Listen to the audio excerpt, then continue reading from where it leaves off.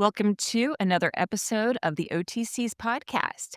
Today, I am so excited to introduce Matt Thompson from C-TEC. He is doing some fabulous work in career and technical education and for adult education. And Matt, just to start off, can you tell us a little bit about yourself and your work? I'm the director of the adult side, which we call our post-secondary center. We're here to educate adults that want to up their skills and get back into education. I took a different pathway to education. I was in business and industry for 30 years in both wholesale distribution and manufacturing. Had my own business for a couple years, actually served on a board of education for 8 years. And then I decided I wanted to substitute teach. That led into a halftime position of teaching manufacturing, which was my background, and then dove into engineering class. RAM is what we called it. Did that for a couple years, and the adult education director position come about, and I jumped in, and here I am today as the director of C-TEC Adult Education Post-Secondary. And that gives you some really valuable perspectives, being able to understand both the business and industry and also the education side of it, which is so important to CTE. And speaking of CTE, when people hear career technical education, they often think K 12. Will you zoom out for us and explain CTEC's mission in adult education and who these programs are designed for? You're so right. When people hear career technical education, they just picture high school programs. But I'm here to tell you we got some great programs on the adult side as well. And to sum up our mission in a nutshell, it's workforce development. We're here to promote workforce development for our community, our state, our country. And we're in, at this point, the skills needed for our workforce really align with what we do here at C-TEC. It's an important part of our work. Adult education is a major pillar of C-TEC's mission. We serve all adults at all stages of life. They might be career changers, incumbent workers, parents, veterans, displaced workers, and basically individuals just re-entering education after years away from it. Our adult programs are designed to be practical, flexible, and outcomes driven. Basically, the goal is not education for education's sake, but training that leads directly to credentials, employment, and long-term economic stability. We focus on short-term, stackable pathways that respect adults' time and responsibilities while delivering real value in the labor market. And Matt, you mentioned that CTEC serves career changers, incumbent workers, and adults returning to education. What are some of the common motivations or barriers you see adult learners coming in with?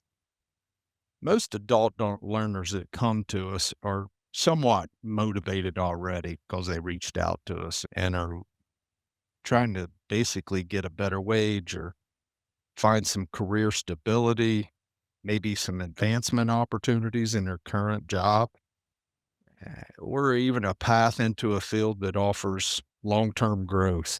Some of these adults need to upskill or they just want a different career path. And we're a short-term solution to upskilling these employees. The barriers we see most often are basically time, taking the time. Most of our students work a job, whether it's part-time or full-time, and to be able to work their schedules around going back and getting a credential. It's a commitment for these adults. It's also about confidence. And then there's a fear factor. So if I'm an adult, I've been out of school for 20 years, just going back into school can be challenging for some. Others are balancing full-time jobs. It might be childcare, some of the challenges that they face, and then financial pressures. CTEC, we intentionally design programs and support services to reduce those barriers. We create a welcoming environment.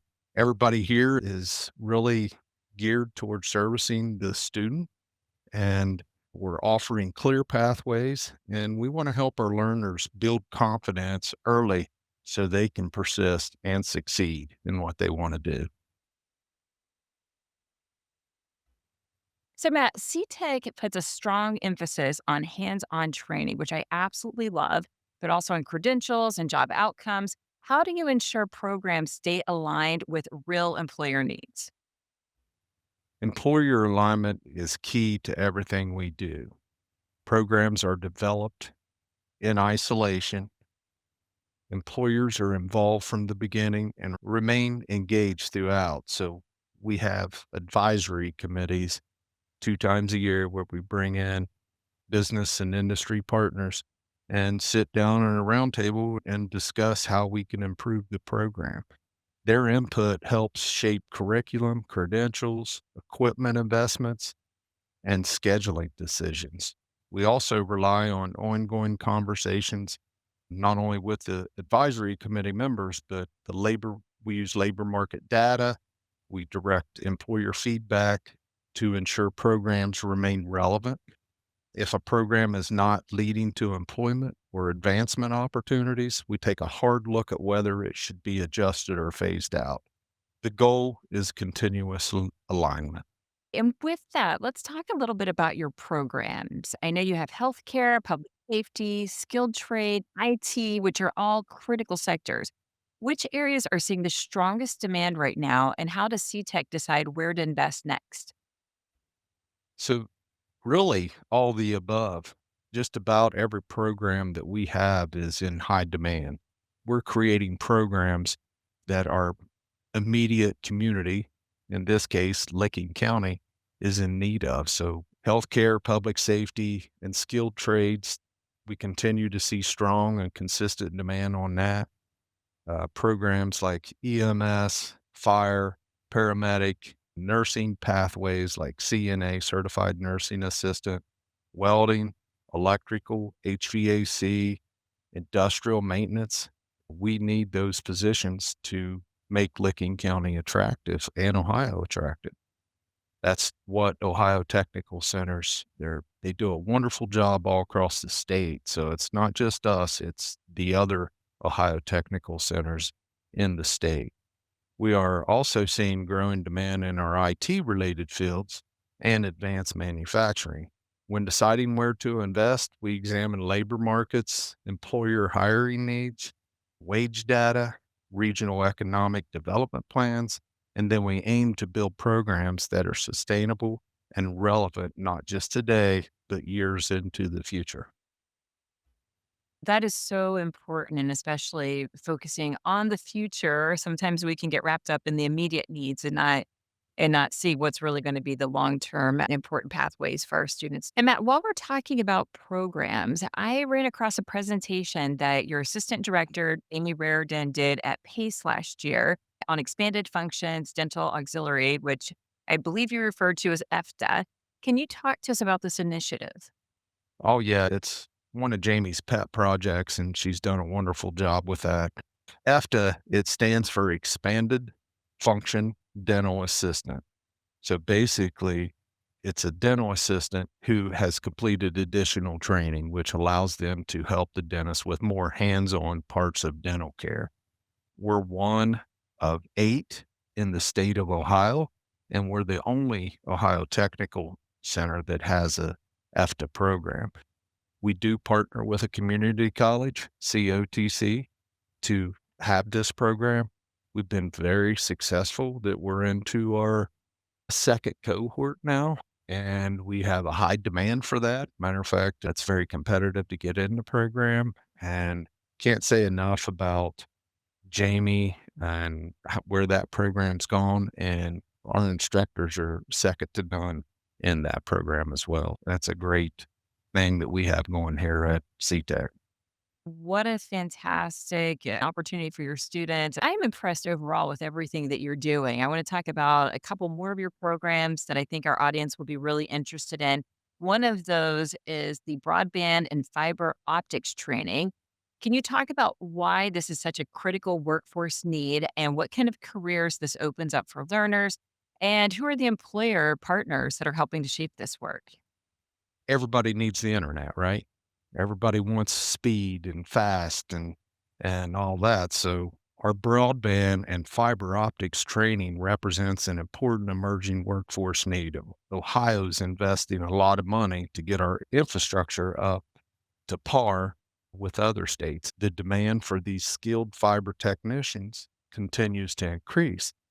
So these careers offer very strong wages, mobility. So there's jobs all across the country, and there's a lot of advancement opportunities. We work closely with employer partners in the telecom and infrastructure sectors to shape training that is practical and make the students job ready. For adult learners, this pathway provides access to a growing industry with long term stability.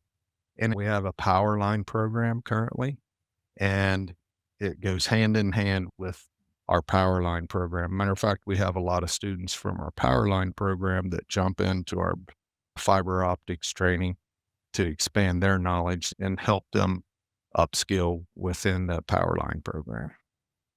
Those are huge opportunities. I just heard Gary Vee speaking about how anyone going into power lines, electrical, anything that supports data centers, there's already a shortage, and it's going to be huge opportunities of making six figures very quickly because there's already a shortage of data centers, and that's what's going to power our future with artificial intelligence ramping up. So that's going to be great opportunities.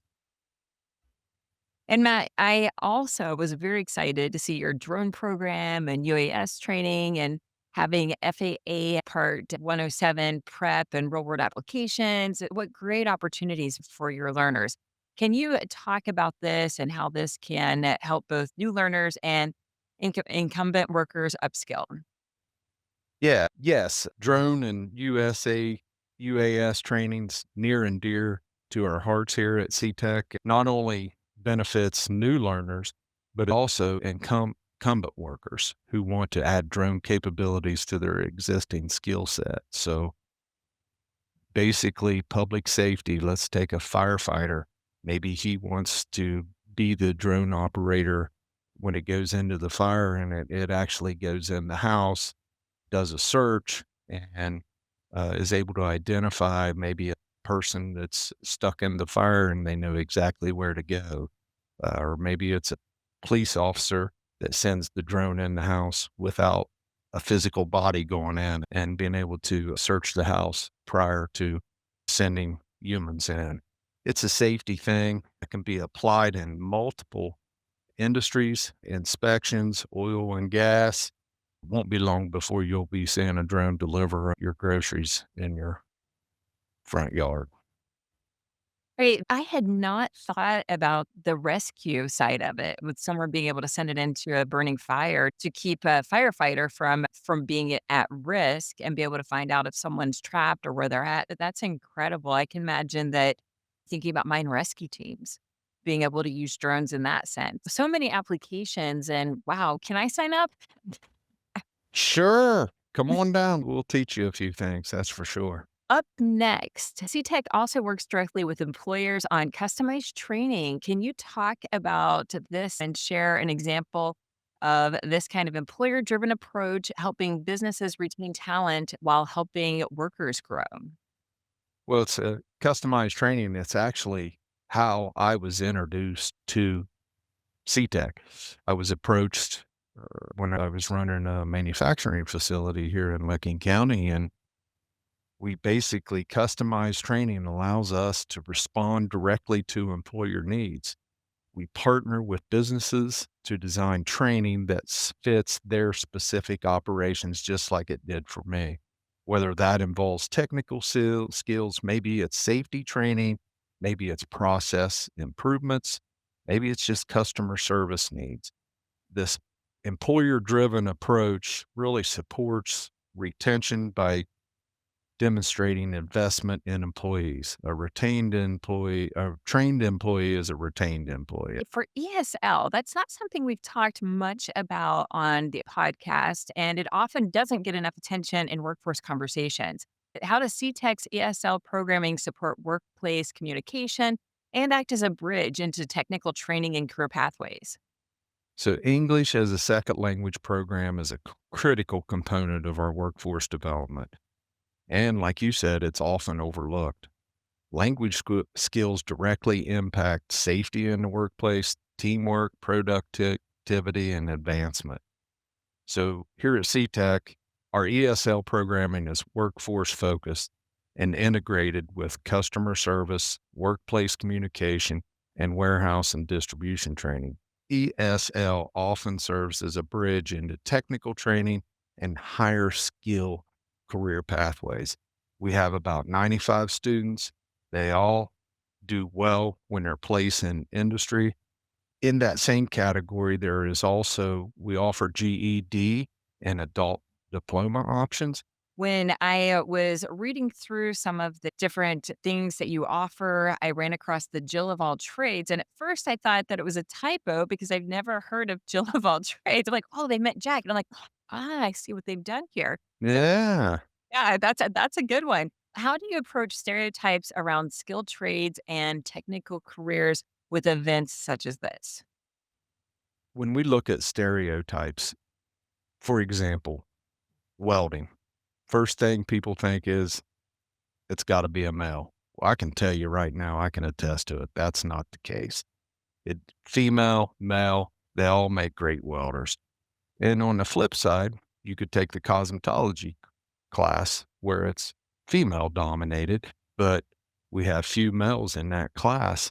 What we found is by doing the Jill of all trades event, it's basically we got 5 workshops. It's an all day event and it's all young ladies between ninth and 12th grade and they're with their peers. So we stick them in a welding lab and let them weld, go to another workshop, run some tools in a construction area.